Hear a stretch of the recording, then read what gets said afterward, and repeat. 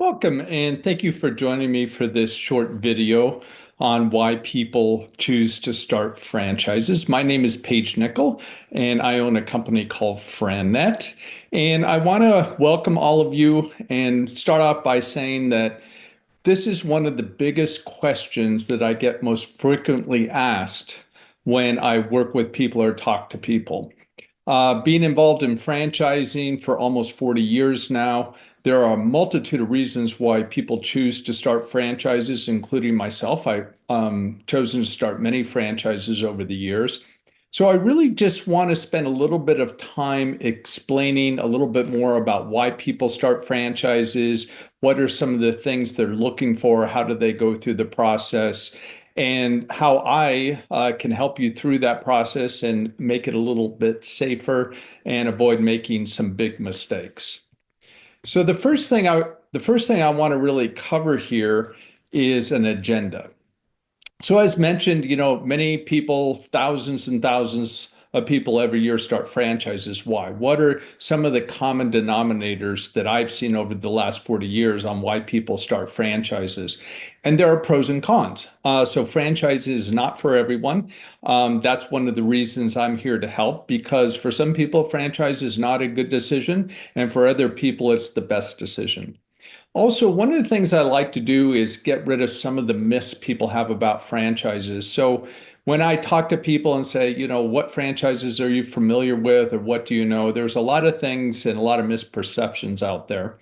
And most importantly, if this is a path you choose, how do you find the right franchise and how can I and FranNet help you through that process? How can we help you do the research to make sure you're making a very good decision? So let me start quickly with an introduction to myself, as I kind of mentioned, and as the gray hair probably lets you know, I've been doing this for a long time. I started in 1987 in San Diego. Back then, I started with a company called Mailboxes, Etc., which was founded in San Diego in the early 80s. You now know it as the UPS store. But for about 25 years, I was a multi UPS store owner, and I also developed and sold over 65 locations, all in the San Diego area. So I own, operated, sold, and developed about 65 UPS stores. And then several years later, I got involved with another franchise called FranNet, which I'll introduce you to here in a second. And I've been a consultant with FranNet for almost 30 years now. I've owned other franchises. One that you might have heard of is a company called Stretch Lab, which is a one-on-one assisted stretching concept based out of Irvine with about 500 locations. But over the many years I've been doing this, I've developed and owned and operated dozens of different franchises. But the thing that I'm most proud of, quite frankly, is that I've helped thousands of people just like yourself become self-employed and learn how to own and operate their own business successfully. And that's honestly where I get my passion, is helping people become self-employed. So as far as who FranNet is, we are a 37-year-old international franchise consulting firm, actually also founded and started in San Diego back in the early 80s. We have 100 locations across the United States, over 100 consultants. And I pretty much run the Southwest region of Southern California, New Mexico, and Arizona. FranNet has national partnerships with SCORE, a small business development center, and you'll frequently hear me speak at many of those SCORE and SBDC centers across the Southwest. So when we started the program here earlier, I said many people come to me. In fact, one of the most frequently asked questions is, why do people start franchises? And here are some of the common answers that I get. One is success. Oftentimes people are kind of tired of helping other companies or helping other people become successful, and now they want their chance to do it themselves. Maybe they want to control their future. There's a lot of economic uncertainty right now in the job markets, financial markets, and et cetera. And sometimes people said, I want a little bit more control. One of the big common ones I get is flexibility, flexible hours, and what we call work-life balance. So people say, hey, I'm working 40, 50, 60 hours a week, this corporate job. I'm not getting to see my kids grow up. I'm not getting to go to the games and all the other things that happen at schools and things like that, or I'm not getting to travel as much. So a lot of times people are looking for a little bit more flexibility and they want to control their schedule. Another real common one is corporate exit strategy. So oftentimes people come to me and they say, Paige, I have a good job. I'm making really good money right now, but I don't want to do this forever. Is there a way I could find a business that I could run part-time while I keep my corporate job and, maybe eventually phase out of that corporate job over the next 3 to 5 years? And then from a financial standpoint, people are looking to build more wealth. Retirement planning is a big one. Most of my clients are 45 to 65 years of age, sometimes younger, sometimes older. But oftentimes, the people I work with are either really starting to focus on their retirement planning or really looking to see if they can retire right now. Or maybe they're making a really good income at their corporate job and W-2 salaries, but a lot of that is going away in state and federal income taxes. So they're looking to own a business for tax benefits or very likely looking to diversify their portfolio. Maybe most of your portfolio is, in your 401k or your IRA, or maybe equity in your home, which are not bad places to have it. But people are somewhat insecure. I don't know if I want to rely solely on the financial markets and what's going on politically on my future. So they're looking to diversify into other things. So one of the things that stops people, in fact, stops most people from starting their own business, their own franchise, is that they're afraid. They see business ownership as being very risky. They, hear about businesses, going out and things of that nature, and so they're nervous. They're like, well, I don't want to lose all my money, or what if this doesn't work? And we're going to talk a little bit about how to mitigate some of those risks. But one of the realities of owning your own business is no one can take it away from you. You can't be downsized, you can't be transferred, you can't be fired. And, oftentimes if our jobs are somewhat tentative or we're seeing layoffs in our industry, we can be nervous about that. Also, you can grow a business fast or slow. So, as I mentioned, I built 65 UPS stores. So I wanted to grow something, large, of what I call empire building. But I have other clients that come to me and they say, Paige, I don't really want to do that. Maybe I just want to own one franchise or own one unit. And, that's fine for me.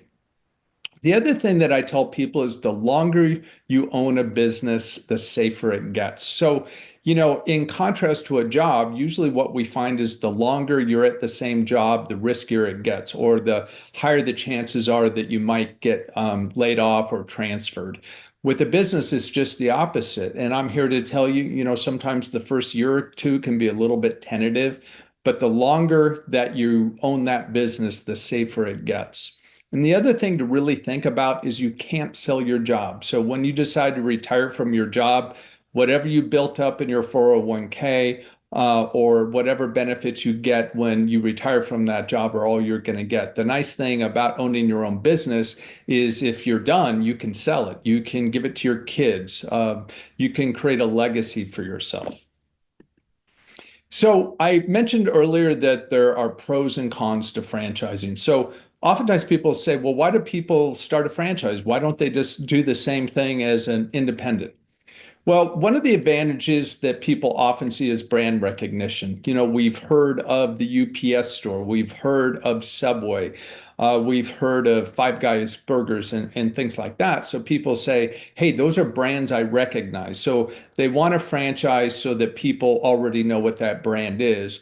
Maybe more importantly is a proven track record. So, when we look at UPS store, there are thousands of locations that have been open for decades now. StretchLab has been in business almost 10 years now, and they have hundreds of locations.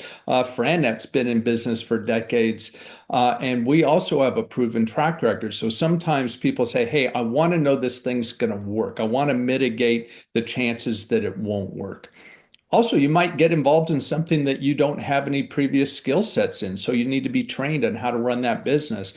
And most importantly is you need ongoing support. So you don't want someone just saying, hey, here's a business, good luck, I hope it works. You want someone who's going to constantly support you and have your best interests in mind to know that it's going to work. The other thing is in franchising, there's full disclosure. And we're going to talk about that here in a minute. But there's a lot of regulation in the franchise industry, especially by the Federal Trade Commission. But frankly, one of the things that most people don't realize is when you own a franchise, you're part of a franchise family. I like to tell people you're in business for yourself, but not by yourself. So, with FranNet, I have 100 other people I meet with each week. With StretchLab, several hundred people, and with UPS Store, thousands. We have annual conventions. We have weekly Zoom meetings. There's people I can contact at the corporate headquarters. And most importantly, there are other franchise owners I can talk to. So I never feel like I'm by myself running a business. Anytime I have a question or I want to learn how to do something better, I have people I can go to. Now, there are disadvantages too. One of the things that people most often cite as a disadvantage is you are following a system, and it's not your system. It's one that was already created. Now, it's a proven system, which is one of the good things, but sometimes people don't want to follow someone else's system. They want to be very entrepreneurial. They want to be very independent. And frankly, for those people, maybe franchise is not the best fit. There's also a cost to get into that franchise. So to be part of that network, to be part of that name brand, to be part of that system, you have to pay a franchise fee. And it could be $40,000, $50,000, $60,000. It's a one-time fee. And then ongoing royalties and marketing fees. So for that ongoing support, for that ongoing marketing, for all that help, you are going to pay a percentage of your gross revenues. It might be 5, 6, 7, maybe even 8%. So we also want to make sure if we're paying those royalties and marketing fees, we want to make sure we're getting something in return. And then lastly, there can be territorial limits. So sometimes you get a zip code or you get a city or you get a county or something like that. That mostly means that your marketing and your develop is done within those territorial limits. So I mentioned a little bit about disclosures. So one of the nice things that people find in franchising is a very heavily regulated industry, and this has been going on with decades.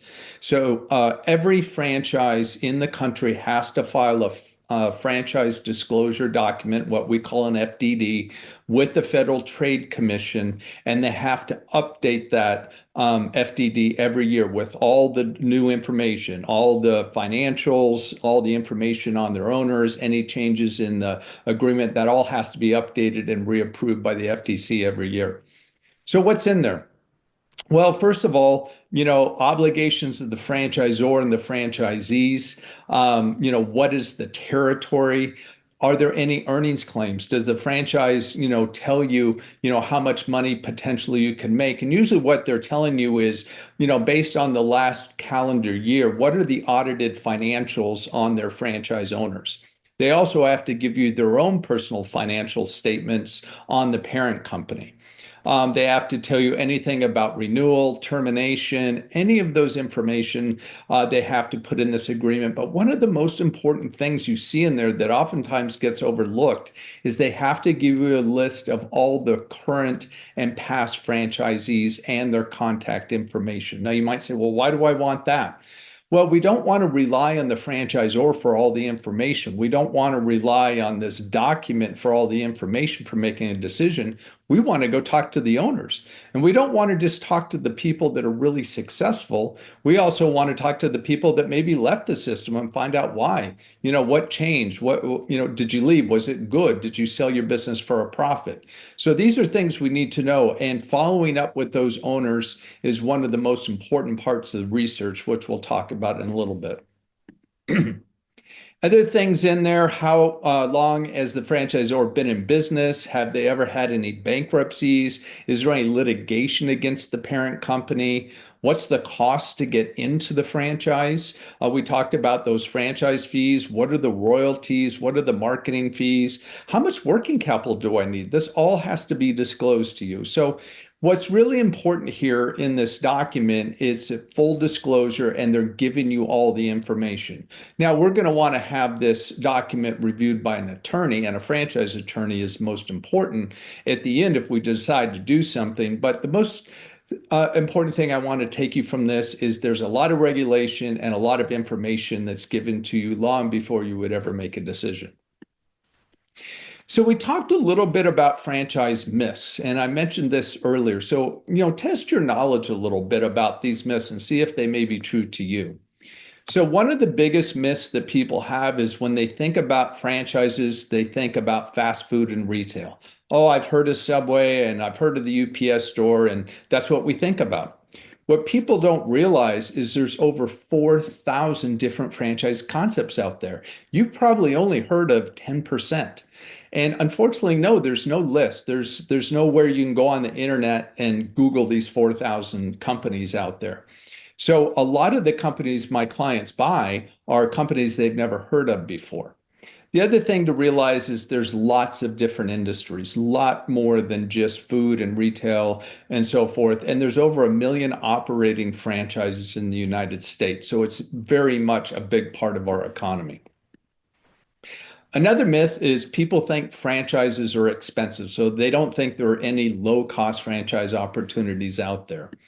And when we look at these 4,000 different concepts, if we look at this little pie chart, we'll see almost a quarter of those are under $100,000. And that's all the capital that's required for that franchise to start it up, including working capital.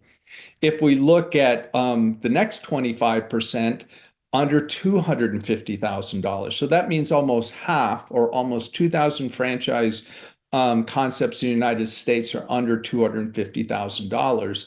And then when we get into the more expensive franchises over $250,000, generally those are retail concepts. So sometimes people say, well, I don't have $250,000 to invest. And I said, well, there are a lot of things we can look at in the $50,000 to $100,000 range. My suggestion, though, is you are able to accumulate about $50,000 to $100,000 of capital. We will talk a little bit where that can come from and how financing works and so forth. But you do need to have some of your own personal capital involved in this. Another myth is people feel they need to be really passionate about the business. So they're like, well, if I'm going to own a dog business, I need to be really passionate about dogs. If I own a children's development business, I need to be really passionate about children. And to some degree, that's not true. So oftentimes what we really need to do is separate the function of the business from the function of the business owner. So when we look at, okay, what's the function of the business for you? It might be more money. It might be more freedom. It might be creating more time with your family. It might be building equity. That's what you want the business to do for you. So as the owner of that business, you're looking over the key performance indicators of what we call KPIs. You're providing the leadership there. You're creating the culture and the operational oversight. So yes, you may work full-time in the business, and if that's something that you want to do, it does need to be something you enjoy, and you need to believe that whatever product or service you're providing is something that's beneficial. So you need to believe in the product or service, and it needs to be something you're going to enjoy. But again, it might not be your lifelong passion.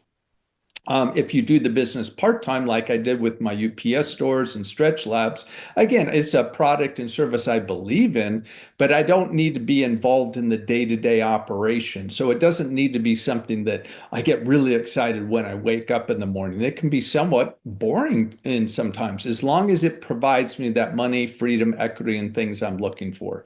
Now, the interesting thing statistically, and this holds true with my clients, is 85% of all the franchise owners out there will buy something they have zero experience in. So it's actually very rare that, if someone's in IT or they're an engineer or they're in medical sales or anything like that, it's very rare that they'll start a franchise that has anything to do with their education or their corporate experience. So I like to use Joe here as an example of that. Joe was a senior level executive with a logistics company. And he came to me and he said, Paige, I want to spend more time with my family. I want to, be able to be with my kids more. They're teenagers now. They're going to be going off to college. So I'm going to leave my corporate job, but I want something that can replace my corporate income, which he was making good money. And he wants something that he can grow and build equity in. Now, the funny thing is with Joe, he went through my process and we went through all the analysis and everything else.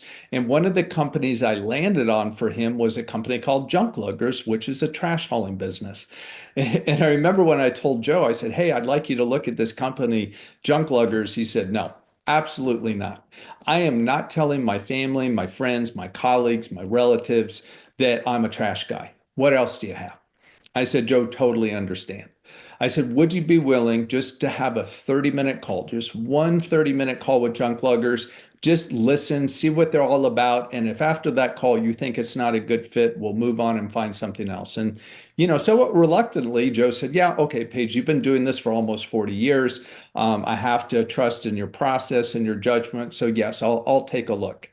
Now, the funny thing is not only did Joe buy Junk Luggers, he actually bought an entire county in Orange County, and he is one of the largest franchisees for Junk Luggers, and he's also one of their top performers.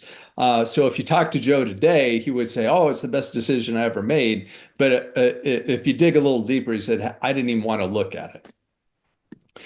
The next thing is people feel that they need to work in the business full time. They said, hey, you know what? I need to be there 40, 50, 60, maybe, 6, 7 days a week.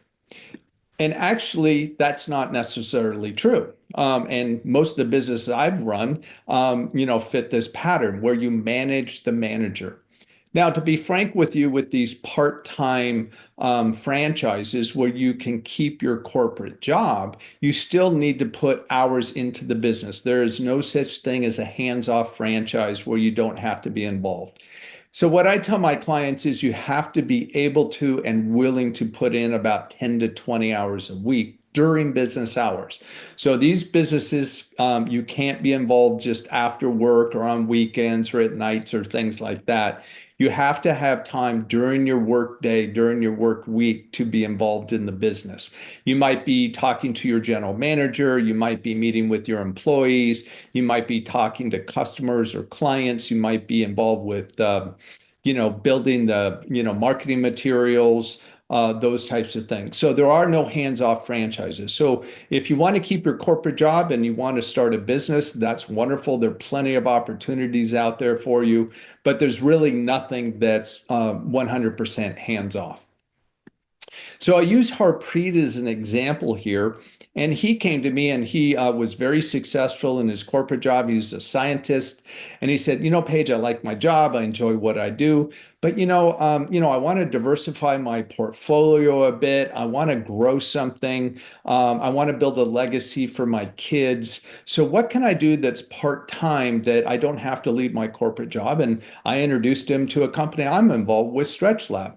And again, I told Harpreet, I said, you're managing the manager. So in this case, you're going to hire a full-time general manager. You're going to oversee them. No, you are not going to the facility on a daily basis. You are not stretching people. That's not your role. You are overseeing the business. So kind of like Joe, Harpreet came in, he started a stretch lab, and he became, in his area, one of the top performing stretch labs. And he kept his corporate job. And the interesting thing is, after about 5 years, he went on to start another pet supply franchise. And so now he owns 2 franchises, and he still has his corporate job. So how do you find the right franchise? So this is probably one of the other questions I get asked, because people say, oh my gosh, if there are 4,000 different franchises out there, how would I know where to look? How would I know how to, create a list? And so that's where I come in. That's where Frannet comes in. That's where my process comes in. So, the first thing I tell people is working with me, I am a franchise expert. So it's very, very important to understand if you are going to enter this world of franchising and you're going to seriously look at franchises, you need a franchise expert. So people say, why? Why do I need a franchise expert? So the first thing I do is I tell them, well, when you bought your last house, did you do it on your own or did you hire a real estate agent? And almost everyone I talk to says, well, no, I hired a real estate agent. I hired a real estate expert. And I said, okay, well, how did the process go? And they said, well, first I went to Zillow or I went to realtor.com and, I typed in a zip code I was interested in and, I put some filters in and, came up with a list of, maybe 50 or 60 houses in that area that, I thought were interesting based on what me and my family were looking for. And then I scrolled through the photos and, I checked or liked the ones that I thought were interesting. And, so maybe at the end they say they had 20, 25, maybe 30 homes that they thought were interesting. But when they really got serious, when they said, hey, I really want to buy a house and now I'm ready to move forward, what they did is they contacted a real estate agent that was an expert in that field, that was an expert in that area. And they sat down with that real estate agent and they filtered the list even more. So that agent might say, well, what kind of school district do you want to be in? Do you want a pool? Do you want a two-story or a single story? There's so many different parameters that go in. So the nice thing is that agent can probably take this long list and maybe filter it down to 4, 5, 6 homes. And they say, hey, you know what? Here are 4, 5, 6 homes that, fit what you're looking for. Do you want to go out tomorrow and take a look at them? And so you go out with the real estate agent, you look at the homes, and if you find one that you like, the real estate agent helps you through the buying process, the financing and the documents and everything else. Well, effectively, that's what I do. So with FranNet, I work with over 400 different franchises, and these are companies that FranNet has vetted over the years, some that you've heard of and some that you haven't. So I have a process that I take people through where I filter down those 400 companies and come up with a list of 4 or 5 or 6 franchises that fit based on what my clients are looking for. And just like that real estate agent, I help them select which ones are the right fit. I help them do the research. I help them get the financing, the legal assistance, and everything else so they know they're making the right decision. And like that real estate agent, you don't pay me. There's no cost in this. I get paid by the seller of the franchise that I represent, just like that real estate agent's going to get paid by the seller of the house or the seller's representative. So if you're interested in franchising but not really sure where to start and want to learn a little bit more about this process, understand the most important thing is to bring on a franchise expert and preferably one with a lot of experience, maybe decades like myself, and someone who has owned many, many franchises. So if you sat down with me, how do you find the right fit? What are some of the things we're going to look at? Well, do you want more work-life balance? Are you okay working 50, 60 hours a week in a business? Or are you looking for something you can start, but you want to be able to pull back? Are you working full time and say, hey, I need that corporate job. I need the income. I need the, health benefits and all that. I can't afford to leave my job. So is there something I can run part-time? Do you want to grow something large or keep it small? What's your exit strategy? Do you want to leave your, corporate job maybe in the next 3 to 5 years? And if so, how much money does that business need to make to allow you to do that?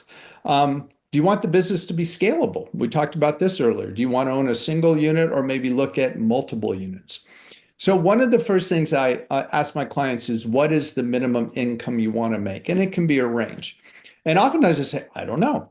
And so if they're doing it part-time, that's a different question than if they're doing it full-time. So we have to look at what kind of income you want that business to bring to you and within what period of time. So maybe if you're not working right now, you might say, hey, I need this business to ramp up pretty quick and start making a profit. If you're keeping your corporate job, you might say, well, I can go a little while without the business making a profit as long as I see it on the horizon. And then based on that, what's your maximum budget? And there's usually 2 parts to this, of your own capital How much can you invest? And are you willing to consider financing in addition to what your own capital is to maybe look at a bigger investment?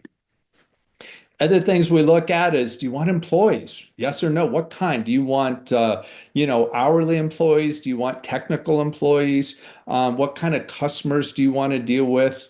Do you want a service business or a product-based business? Do you want something with a retail location or something you can work from a home office? There's so many different parameters that go in that a lot of people don't think about. And that's what I'm here to do, is ask those questions.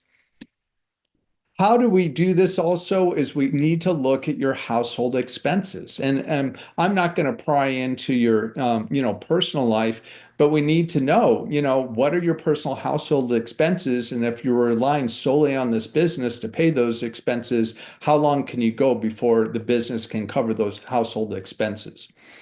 We need to determine the cost of the business, not just the construction, but the fees, the working capital. And we also need to make sure that you have 6 to 12 months of working capital set aside just for the business. And then we need to know how much of the income you want to keep and what the best funding options are for you, or do you even want to look at funding? So the things I tell people is, there are different ways to finance businesses and there are different ways to raise capital. So, it's really interesting. Very rarely do I have clients that have a lot of money in a savings account or a money market or anything like that. A rainy day fund, we used to call it. Most of my clients, they have their money in the stock market, they have equity in their home, things like that. So they say, well, where am I going to get money? Well, one of the things is if you have equity in the house, maybe we can do a home equity line of credit. So maybe we can pull some money out of your house to start a business. There are portfolio loans. So you may have a good stock portfolio, but you're like, well, I don't really want to sell the stock right now. Maybe this isn't a good time, but you can borrow against that portfolio. Also, you could look at personal savings. You can look at financial institutions like the Small Business Administration. For me, it was family. I went to my dad and I said, hey, I don't have enough money. I'm only, 22 years old to, go buy mailboxes, et cetera, UPS store. And so I borrowed the money from family. And then the one in the middle is kind of interesting.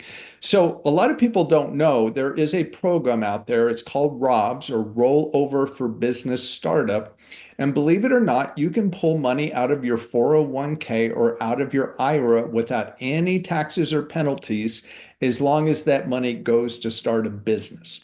Now, there are processes that the IRS has you follow. There are companies that do this. But a lot of my clients say, hey, I'd like to have control over my 401k, not what's going on politically. Maybe I want to pull $50,000 out of my 401k and create my own self-directed 401k, where the company that you start is the stock that's invested in that 401k. But frankly, it's usually a combination of these things. So it might be a little money out of your house. It might be a little money out of your 401k. It might be borrowing a little money, from SBA or something like that. So one of the things I'm here to help people with is to look at where we're going to raise the money, the capital infusion, and if we're going to finance anything, where would that money come from and what does that look like? So one of the most important things that I tell people is not every franchise fits for every person. And it's kind of like a marriage. Not every person works for another person. So one of the things that I help people do, and a big part of my process, is identify the skills and traits that you have, some known and some unknown, that are going to be complementary to the industries we might look at. So are you good at sales? Are you good at logistics? Are you good at management? Also, personality is extraordinarily important. Are you an introverted person?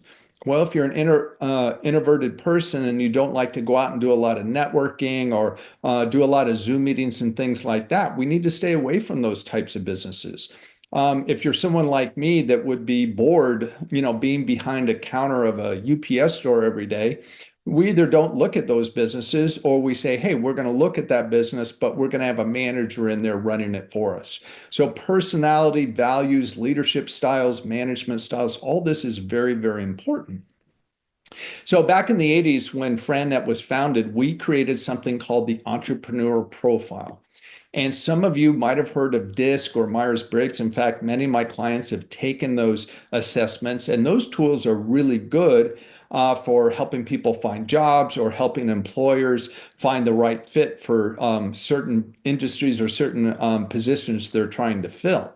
So what we did at FranNet is we took a lot of the algorithms that were in DISC and Myers-Briggs and we put it into our entrepreneurial profile.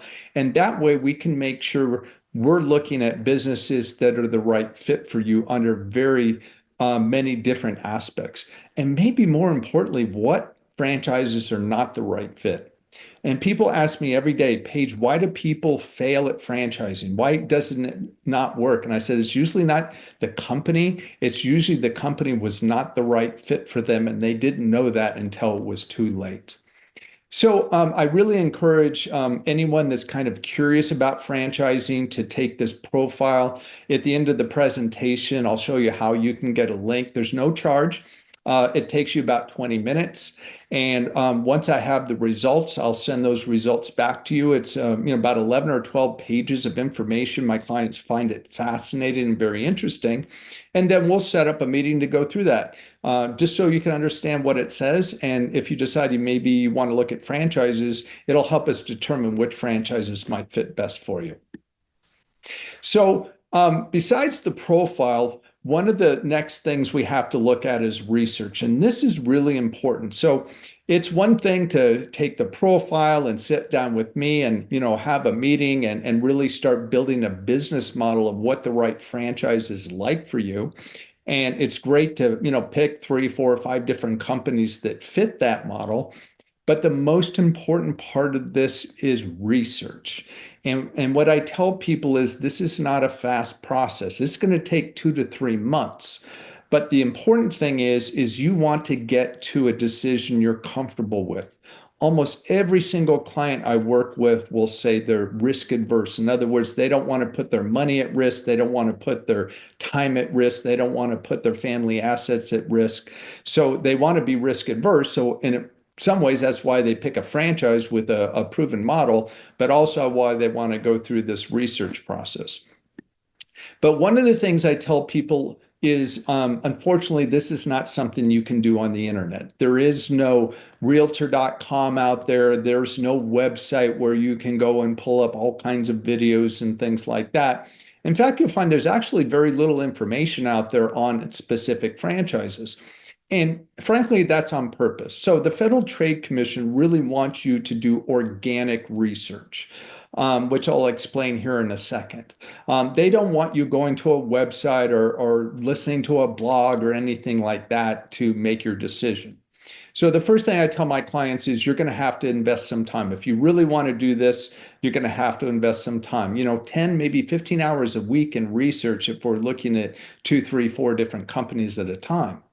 So people will say, great, well, what am I doing? Well, the first thing is we want to talk to the franchisor, and it's not a single meeting. Yes, you might do an intro meeting, and after that intro meeting, you might say, hey, I don't want to look at that company anymore. That's great. We'll take it off the list and maybe replace it with something else.